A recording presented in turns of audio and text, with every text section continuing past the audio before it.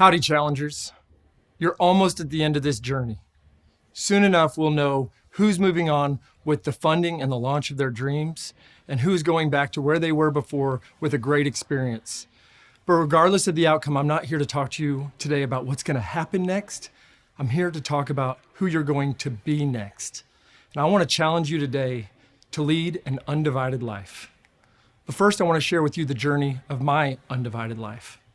When I graduated from Texas A&M, I went to work for a great company, Frito-Lay. But I ended up in a role that was really not for me.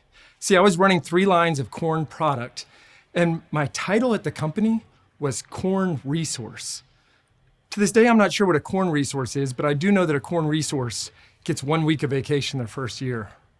So I took that vacation, I went to New York City, saw all the sights and sounds, and I ended up going to an off-Broadway show that's a disco version of Shakespeare's Midsummer Night's Dream. So out of the enchanted forest and into a discotheque. I was told, dress up and go to the late show because it turns into an all-night disco party. While I was there, I got pulled up on stage by one of the characters. I danced around, and when the show ended, a woman came up and she said, "I'm the general manager of the show. Would you ever come back to audition?" And I said, "Ma'am, I don't think you get it. I'm pretty important. I'm a corn resource." Well, we stayed in touch. We emailed back and forth. And a few months later, they auditioned 300 men for an open spot. And then I got to have a private audition for the 14 creators of the show, including that I got dressed up and did the pre-show. They told me a certain song to slip out as the choreographed portion of the night started. I put on my street clothes. And when they approached me, they said, "Good news, you got the spot. When can you start?" I said, "Uh-oh, I need to quit my job, sell my car, put my stuff in storage, and I should probably tell my parents I'm here? Give me 2 weeks." So I went home and I called my mom. And I think you know how this goes. My mom answered and I said, "I have something to tell you, but you should probably get Dad on the phone first." The air lets out of the room. "Jeff, what did you do?" So here I am, Mom, Dad. I quit my job at Frito-Lay. I'm moving to New York to become a disco fairy. And I did it. I spent the better part of a year dancing off Broadway. I was treated like a celebrity. I met celebrities and I had this wild adventure.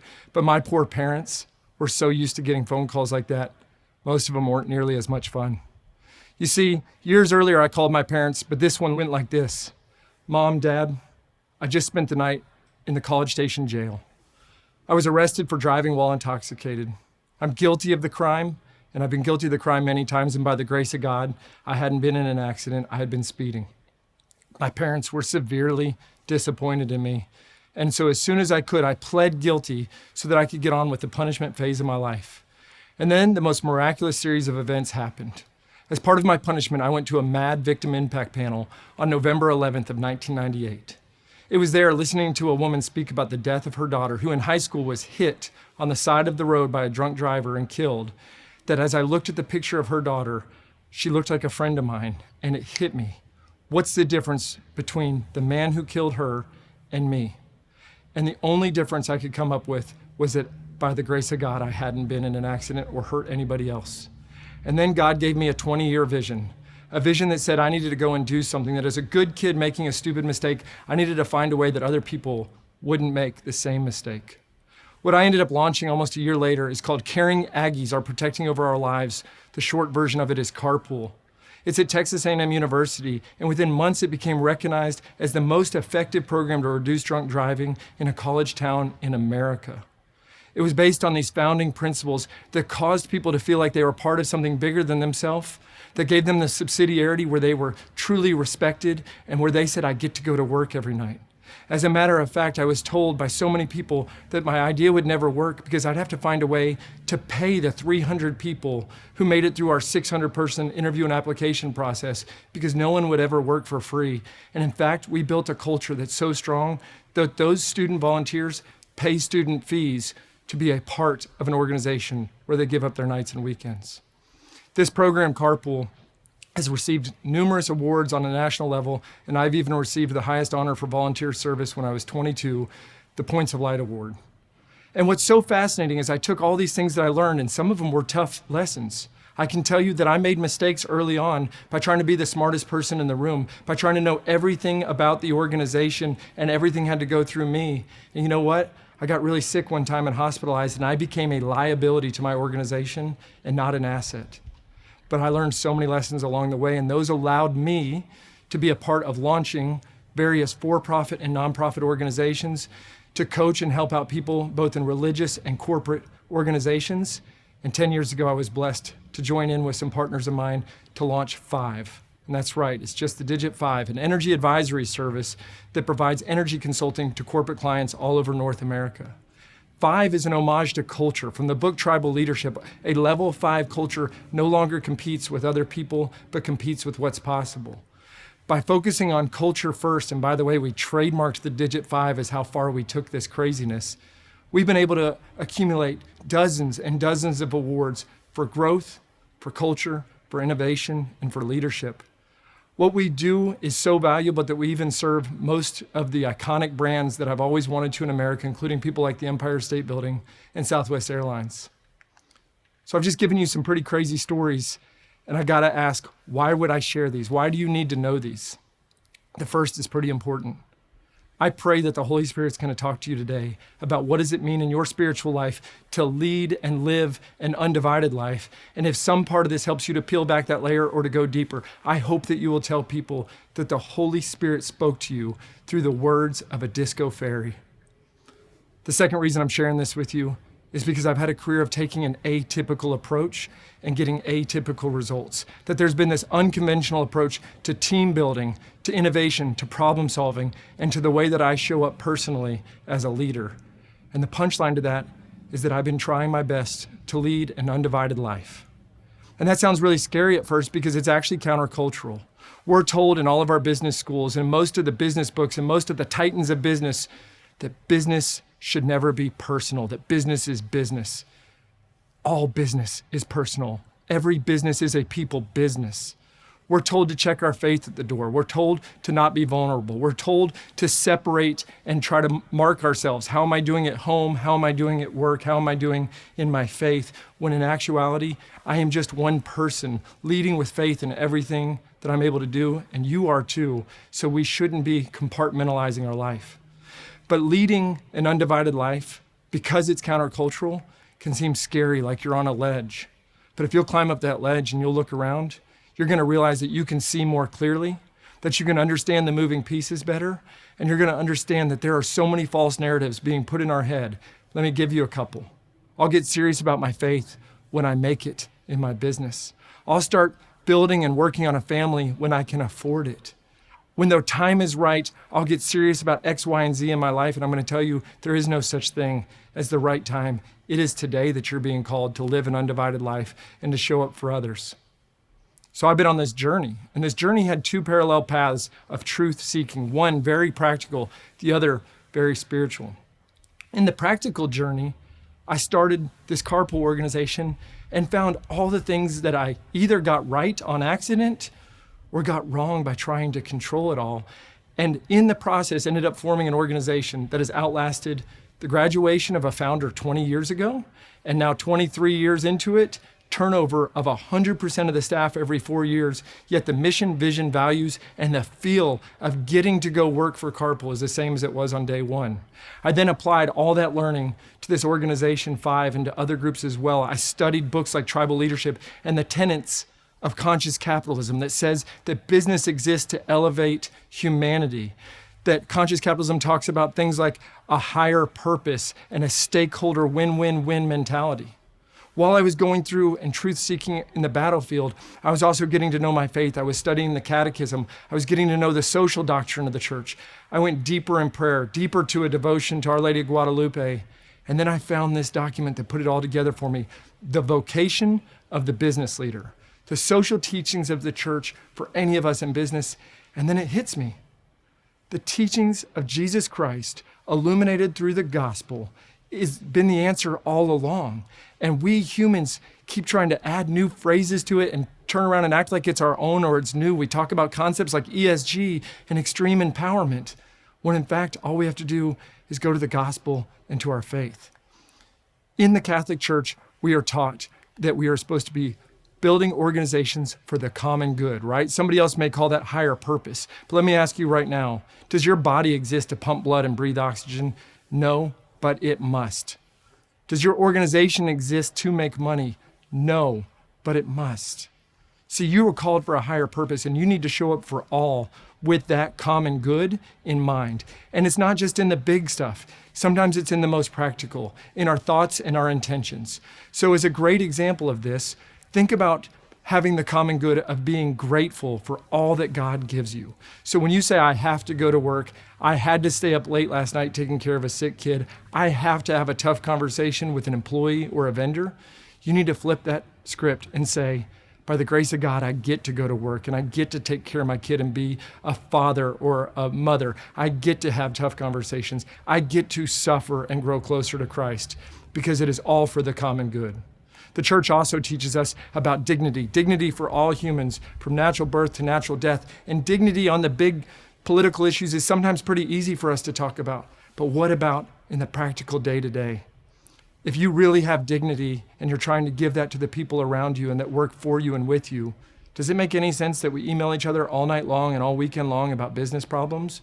Or would it make more sense if you like to work on nights and weekends that you just schedule those emails to go out the next business morning? What about our language? What about when somebody's trying to tell you all the stuff they're working on, or they're asking you for 2 or 3 different opinions and your answer to them is, I don't care? Isn't that deflating? Isn't that a lack of dignity that you don't care about something that people are working on? Shouldn't we flip that and let people know I trust you? Same number of syllables, but now an impact that is dignified. And guess what happens as we're building up that dignity? Then we start to get to my favorite Catholic word of all time, subsidiarity. Subsidiarity is a place where you're actually giving people a chance to grow to be who God called them to be. You're supporting them without managing every little step of their process. You are only now an advocate for them, and you love and support them in their success and their failure because the outcome isn't the point. The formation and the process they go through is the point. The church teaches us to be in solidarity with the poor, that whatever you do to the least of my brothers and sisters, you do to me. And then we talk about justice. The church teaches us to have justice in all of our dealings and to give just wages. Trust God that whatever God's plan is in your business is the right plan, even if it's difficult to make that work. And finally, we're called to be in community, that we are communal beings. We're called to care intentionally about the relationships and the communication that we build within our organizations and how we show up for others. I'm always reminded of Pope St. John Paul II when he talks about in his encyclical on human work that man, created in the likeness and image of God, by his work participates in the activity of co-creation with God. Right? So that we are called in our work to be formed and to form others. That work not only creates better goods and better services, it actually forms better people. And so work was made for man, not man for work. And there's so much depth you can go into, but I want to leave you with the thought that all work that is rightly ordered, done to the best of our ability and for the glory of God, is both dignified and formative. So why wouldn't you show up and make it personal? Why wouldn't you step out on that ledge and start leading an undivided life? For me, my priorities are known by everyone I work with, whether inside or outside the church, that God comes before my wife, and by the grace of God, my wife feels the same way, that she puts God above me. That we put our love for one another above our love for our kids, and then we put our kids above all else, and I truly mean all else.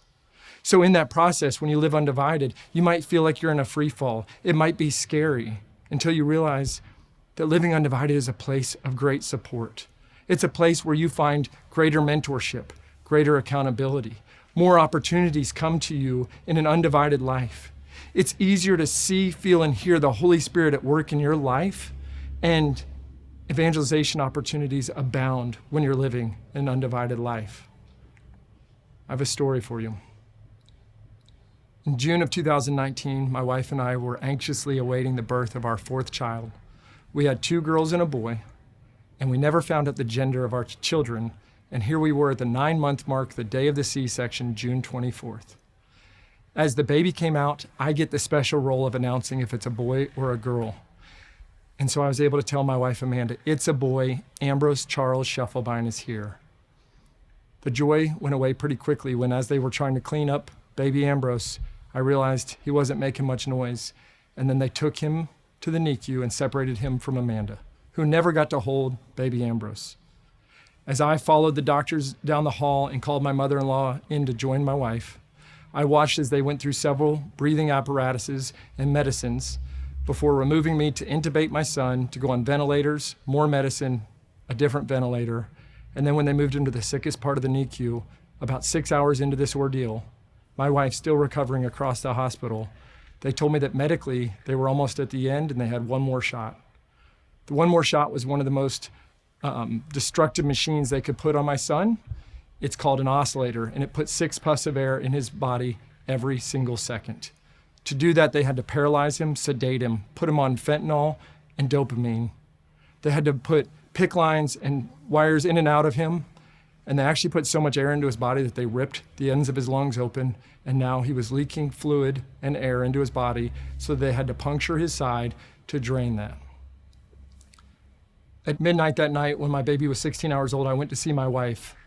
I was interrupted in a 15-minute nap by the doctor who said, "Get a wheelchair, that it's time to go and say goodbye to your son." And my wife, for the first time, was able to be face-to-face with baby Ambrose as we rolled into this hospital room and the doctors parted. She was able to see how beautiful he was, and our prayer was, "Thy will be done, God. I can't wait to see why we're going through this, God." And we loved every second we had with our son, and we prepared to baptize him. At that point, the doctor said, "Hold on, he's not crashing like he was." And after an hour and a half, my wife had to go back and recover. I texted a priest who agreed to come up there at 8 a.m. My wife, the priest, and Ambrose and I joined together in the most beautiful hospital baptism when he was 24 hours old. 4 hours later, I sent an email and social media and asked men and women of faith to please pray for these doctors and for my beautiful boy. The very next x-ray that happened for my son, the doctor started to cry. She said that she had been praying the night before because medically they were done and that my son's lungs had opened. We were pulled into a room where we cried tears and thanked her for crying for our son. And during that 4-day period, he was getting blood transfusions and eventually brought out of the sedation. When he was 8 days old, my wife got to hold him. She got to feed him. And then a few days later, I was changing him and I saw where they had put that tube in his side, and I kissed that wound. And then I looked and I saw a wound on each of his hands and a wound on both of his feet, and his side was pierced. And I thought, thank you for the gift of Jesus Christ in my life, and thank you for the opportunity to love my family in an undivided way that allows me to show up and to make it personal, and to let others in my life know that I'm willing and ready to make it personal with them so that they can also go through their trials and their ups and downs with us. When my son was 17 days old, he had his first opportunity to meet his 3 older siblings. The video that will appear on your screen, I call Heaven on Earth. And as you'll see, Pax, not even 2 years old at this time, just walks up and kiss, and then repositions his body to get as close as he possibly can to Ambrose. And then Lorelei and Amelia kissing his head and rubbing his head. This is a 30-second clip in which baby Ambrose is kissed 17 times. And I gotta tell you, that hasn't let up. And now he's a rascally, rambunctious, beautiful little boy who's actually become a big brother multiple times. And if it wasn't for being rightly ordered in the priorities I have in my life and my wife has in her life, and then leading this undivided life, I'm not so sure what that would have looked like.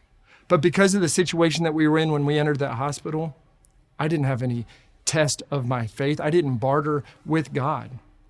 What I did experience was questioning why I ever looked at my role in my company or the accolades on the wall or the next win or loss of a deal and let that define anything about who I am. You're in a challenge right now. You're gonna win or lose. It has nothing to do with who you are. You are a son or a daughter of Jesus Christ who loves you and who seeks you. And what you should do every day is love and seek him for the rest of your life. You should grow to understand that love is infinite. There is nothing divisible about love, and you should love everyone in your life with the right priorities and put every filter through that. And recognize that if you're willing to live an undivided life, then you can be unleashed to be the saint that God called you to be, regardless of what happens in your next venture or the next step of your life. So my prayer for you today, as you go through the spiritual walk as an entrepreneur, as a challenger, is that you live an undivided life and that you always make a little room for disco dancing. God bless you.